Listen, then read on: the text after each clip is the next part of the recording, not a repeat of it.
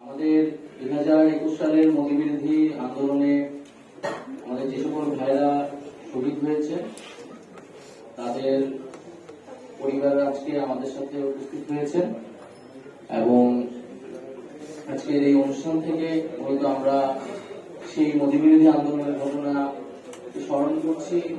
যারা আত্মত্যাগ করেছেন, জীবন দিয়েছেন, তাদেরকে স্মরণ করছি, তাদের আত্মার মাগফিরাত কামনা করছি এবং রাষ্ট্র সরকারের কাছে সেই ঘটনার বিচার এবং যথাযথ মূল্যায়ন প্রত্যাশা করছি।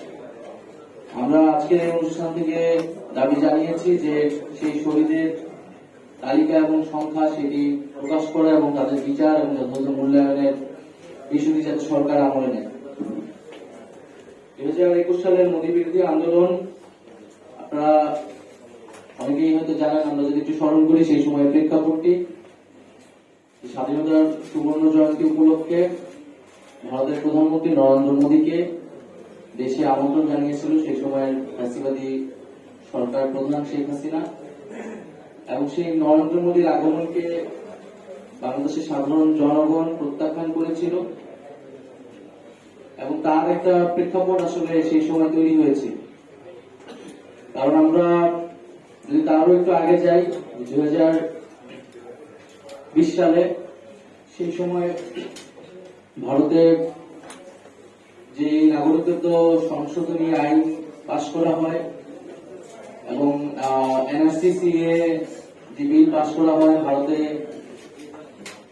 আর নাগরিকত্ব নিয়ে নতুন সংশোধনী আনা হয়, সংখ্যালঘুদের দ্বিতীয় শ্রেণীর নাগরিকে পরিণত করার একটা আইনি ব্যবস্থা সেই সময় করা হয়েছিল এবং সেটার বিরুদ্ধে প্রবল প্রতিবাদ কিন্তু ভারতেই তৈরি হয়েছিল। এবং সেই 2020 সালে আমরা দেখেছিলাম যে ভারতের শাহিনবাগ সহ ভারতের বিভিন্ন জায়গায়, দিল্লির বিভিন্ন জায়গায় ছাত্ররা, নারীরা আন্দোলন গড়ে তুলেছিল মোদী সরকারের এই হিন্দুত্ববাদী নীতির বিরুদ্ধে। এবং 2020 সালের ফেব্রুয়ারিতে সে সময় দিল্লিতে গণহত্যা সংঘটিত হয়, মুসলিম জনগোষ্ঠীর উপরে নির্বিচার সহিংসতা চালানো হয় এবং সেই সময় থেকেই ভারতের প্রধানমন্ত্রী মোদীর যে বাংলাদেশে আগমনের সেই সময় একটা ঘটনা ছিল, আগমনের কথা ছিল, তখন থেকে কিন্তু বাংলাদেশের মানুষ, বিরোধী রাজনৈতিক দলগুলো, ছাত্র সংগঠনগুলো সেটা বিরোধিতা করে আসছিল। তার ধারাবাহিকতায় 2021 সালে পরবর্তীতে যখন করোনা হয়, করোনার পর 21 সালে যখন মোদীর সফরের বিষয়টি আসে, তখন বিরোধী প্রায় সকল রাজনৈতিক দল এবং ছাত্র সংগঠন সেটার বিরোধিতা জানায় এবং তার বিরুদ্ধে প্রতিবাদে নামে।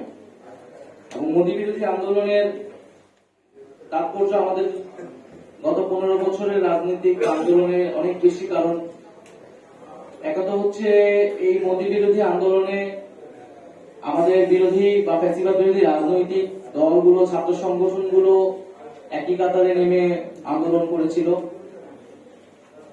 এবং আমরা দেখেছি যে সেই আন্দোলনেও বাংলাদেশে পুলিশ সহ সন্ত্রাসী সংগঠন ছাত্রলীগ, যুবলীগ নির্বিচারে সহিংসতা এবং হত্যাকাণ্ড চালায় এবং সেই হত্যাকাণ্ডে আসলে কতজন মানুষ মারা গিয়েছে সেই সংখ্যাটা আমরা এখনো নিরূপণ করতে পারি। কোথাও 17 জন, কোথাও 14 জন, এরকম সংখ্যা আমরা বিভিন্ন পত্রিকা এবং আন্তর্জাতিক মানবাধিকার সংগঠনের মারফত জানতে পারি। আমাদের সেই সংখ্যাটা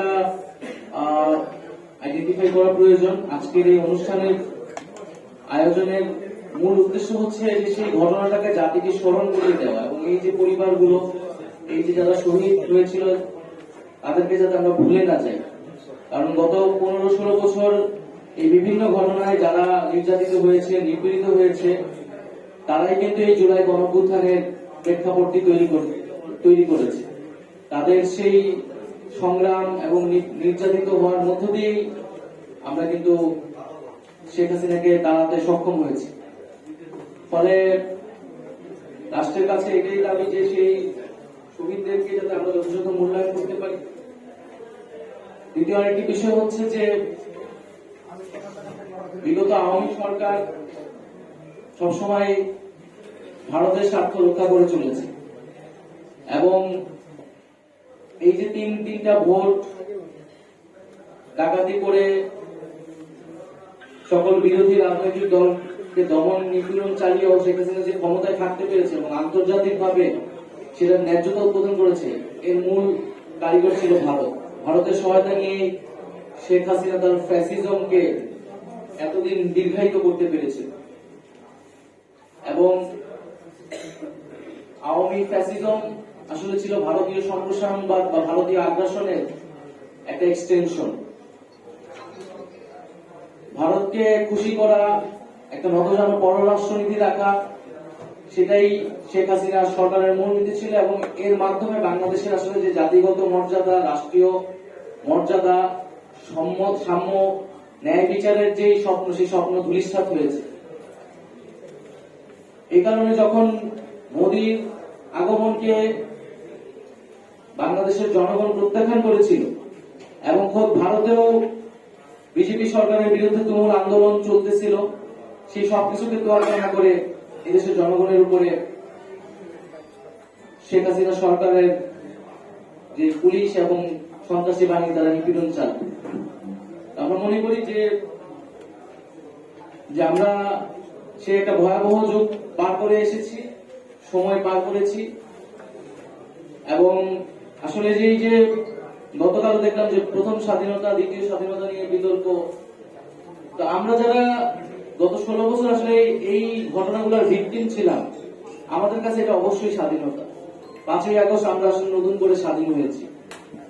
যারা এই গত 15-16 বছর নির্যাতিত হয়েছে, নিপীড়িত হয়েছে, আর যাদের ব্যাংক ব্যালেন্স অক্ষুণ্ণ ছিল, যারা আপোষ করে বিরোধী রাজনীতি করেছে, তাদের কাছে হয়তো স্বাধীনতা মনে হয় না, কারণ তারা সবসময় হয়তো স্বাধীন ছিল, আগের আমলও ছিল, এখনো ছিল।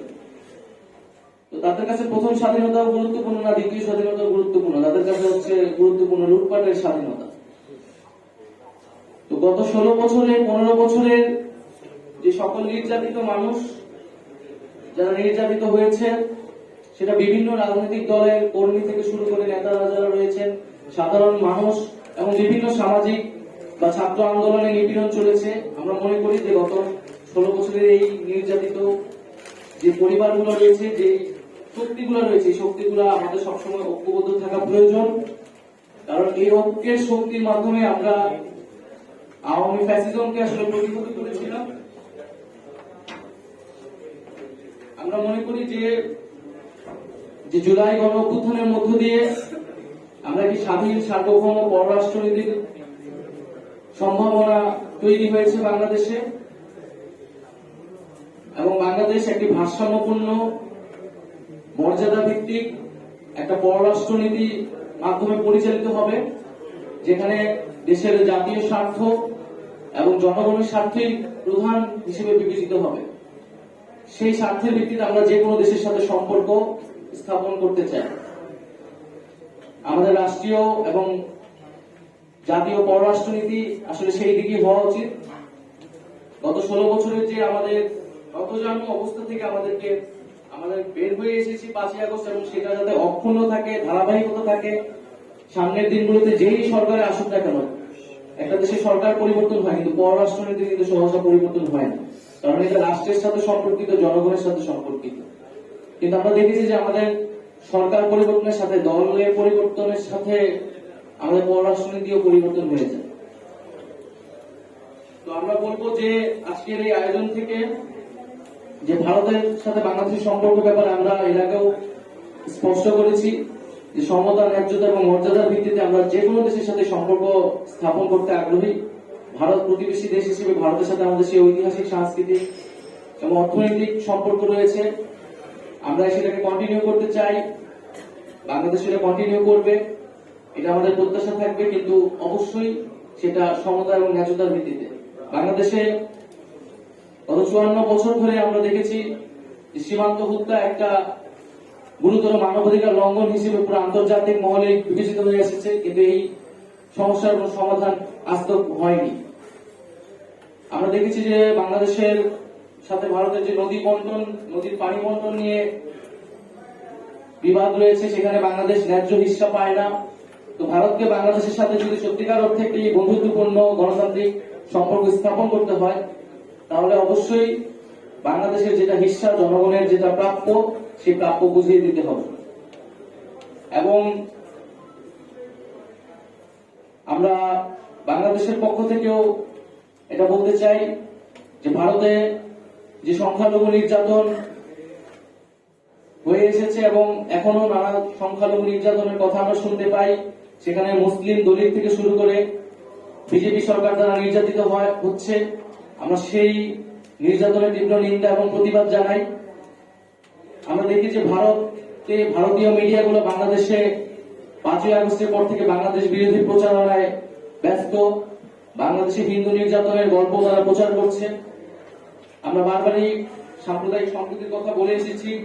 5ই আগস্ট পরবর্তীতে আমাদের পক্ষ থেকে কিন্তু বারবার করে বলা হয়েছে এবং আমরা এটা নিশ্চিত করেছি যে কোথাও যাতে সাম্প্রদায়িক হামলা, লুণ্ঠন ইত্যাদি না ঘটে। তারপরেও 2টি বিচ্ছিন্ন ঘটনা ঘটেছে এবং যার পিছনে রাজনৈতিক উদ্দেশ্যই প্রধান ছিল, কিন্তু তার সাথে নানা রকম মিথ্যা জড়িয়ে এখানে হিন্দু নির্যাতনের গল্প আসলে ভারতীয় মিডিয়া এবং পুরো আন্তর্জাতিক মহলে এটা প্রচার করে বেড়াচ্ছে। আমরা মনে করি রাজনৈতিক হস্তক্ষেপের উদ্দেশ্যেই হিন্দু নির্যাতনের গল্প প্রচার করা হচ্ছে এবং এই ধরনের গল্প প্রচার বন্ধ করা উচিত। শেখ হাসিনা এবং আওয়ামী লীগের নেতাকর্মীরা এখনো ভারতে অবস্থান করছে। ভারত গণহত্যাকারীদের নিজ দেশে আশ্রয় দিয়ে কোনো ভালো উদাহরণ তৈরি করছে না। বাংলাদেশে বিচার কার্যক্রম আগাচ্ছে এবং বিচার কার্যক্রম আগালে কূটনৈতিকভাবে যারা দোষী, যারা অপরাধী, মামলার আসামি যারা রয়েছে তাদেরকে ফেরত চাওয়া, শেখ হাসিনা সহ তাদেরকে ফেরত চাওয়া হলে ভারত সরকার সেখানে কোঅপারেট করবে, এটা আমাদের প্রত্যাশা থাকবে এবং এর মাধ্যমে বোঝা যাবে ভারত বাংলাদেশের প্রতি কতটা বন্ধুত্বপূর্ণ সম্পর্ক রাখতে আগ্রহী। আজকের এই আয়োজনে যারা অংশগ্রহণ করেছেন, যারা সাংবাদিক ভাই বোনেরা এসেছেন, যারা শহীদ পরিবাররা এসেছেন এবং জাতীয় নাগরিক পার্টির যে সকল সংগঠক ও নেতাকর্মীরা আজকের অনুষ্ঠান আয়োজন করছে তাদেরকে আমি আন্তরিকভাবে ধন্যবাদ জানাচ্ছি। এবং আমি আবারও বলবো যে গত 16 বছরে যে বড় বড় রাজনৈতিক হত্যাকাণ্ডগুলো ঘটেছিল, পিলখানা হত্যাকাণ্ড, আমরা 2013 সালের যে শাপলার হত্যাকাণ্ড, মোদী বিরোধী হত্যাকাণ্ড এবং জুলাই গণঅভ্যুত্থানের যে গণহত্যা, এই সকল গণহত্যার জন্য কিন্তু একমাত্র আওয়ামী লীগই দায়ী এবং এই আওয়ামী লীগ রাজনৈতিক ভাবে এই হত্যাকাণ্ডগুলো ঘটিয়েছে, বিরোধী দলমতকে দমন করেছে এবং এর সাথে আছে গত 16 বছরে গুমের ঘটনা সমূহ। এই সবকিছুর আসলে বিচার আমাদেরকে নিশ্চিত করতে হবে। আমরা সেই বিচারের জন্য সরকারের কাছে আহ্বান জানাচ্ছি বারবার, কারণ আমরা যদি বিচার ছাড়াই সামনের দিকে অগ্রসর হই তাহলে এই বিচারগুলো আর কখনো বাংলাদেশে হবে কিনা আমরা জানি না। এবং যদি বিচার না হয় তাহলে আসলে যে একটা স্বৈর শাসক যে নিপীড়ন নির্যাতন করে পার পেয়ে যায় সেই ধরনের দৃষ্টান্ত স্থাপন হবে। আমরা মনে করি যে সেই ধরনের দৃষ্টান্ত স্থাপন করা, সেই ধরনের দৃষ্টান্ত যাতে স্থাপন না হয়, বরং স্বৈর শাসকেরা নির্যাতন নিপীড়ন করলে একসময় তাদেরকে বিচার হতে হয়, এটাই আমাদের এই দৃষ্টান্তে আমাদের স্থাপন করা উচিত। সেই জায়গা থেকে আমরা জুলাই হত্যাকাণ্ডের বিচার, যেহেতু সাম্প্রতিক সময়ে যে জুলাই হত্যাকাণ্ডের বিচারের প্রেক্ষিতে গণহত্যা হয়েছে, সেই বিচারটা যাতে দ্রুত সময়ের মধ্যে নিশ্চিত করা হয়। পাশাপাশি আমরা দেখেছি যে পিলখানা হত্যাকাণ্ড, হেফাজতে শাপলা হত্যাকাণ্ড, এই হত্যাকাণ্ডগুলোর অনুসন্ধানেও সরকার ব্যবস্থা নিয়েছে। একইভাবে মোদী বিরোধী আন্দোলনেও এই ঘটনার অনুসন্ধানে এবং বিচার কার্যক্রমে যাতে সরকারের পক্ষ থেকে উদ্যোগ গ্রহণ করা হয় এবং এই পরিবারগুলোর পাশে দাঁড়ানো হয়, সেই দাবি আজকের আয়োজন থেকে আমরা জানাচ্ছি।